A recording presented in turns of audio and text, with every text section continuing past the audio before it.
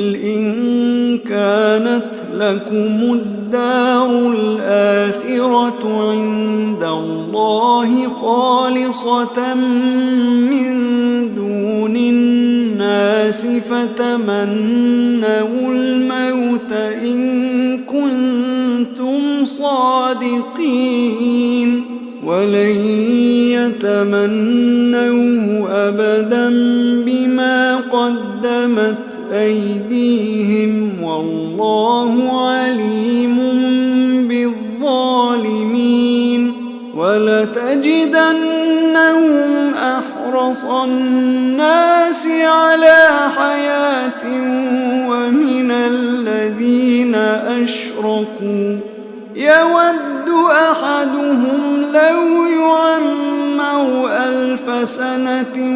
وما هو بمزحزحه من العذاب أن يعمر والله بصير بما يعملون قل من كان عدوا لجبريل فإنه نزله على قلبك بإذن الله مصدقا لما بين يديه وهدى وبشرى للمؤمنين من كان عدوا لله وملائكته ورسله وجبريل وميكال فإن الله عدو للكافرين ولقد أنزلنا إليك آيات بينات وما يكفر بها إلا الفاسقون أوكلما عاهدوا عهدا نبذه فريق منهم بل أكثرهم لا يؤمنون ولما جاءهم رسول من عند الله مصدق لما معهم نبذ فريق من الذين أوتوا الكتاب كتاب الله وراء ظهورهم كأنهم لا يعلمون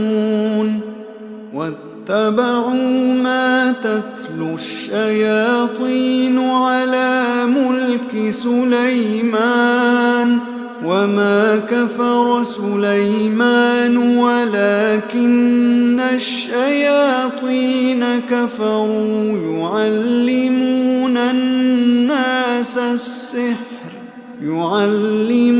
الناس السحر وما أنزل على الملكين ببابل هاروت وماروت وما يعلمان من أحد حتى يقولا إنما نحن فتنة فلا تكفر فيتعلمون منهما ما يفرقون به بين المرء وزوجه وما هم بضارين به من أحد إلا بإذن الله ويتعلمون ما يضرهم ولا ينفعهم ولقد علموا لمن اشتراه ما له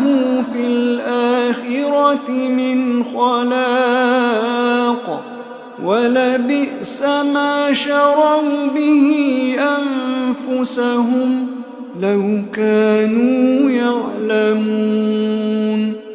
ولو أنهم آمنوا واتقوا لمثوبة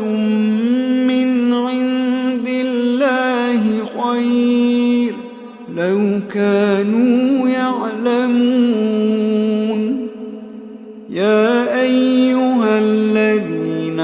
آمنوا لا تقولوا راعنا وقولوا انظرنا واسمعوا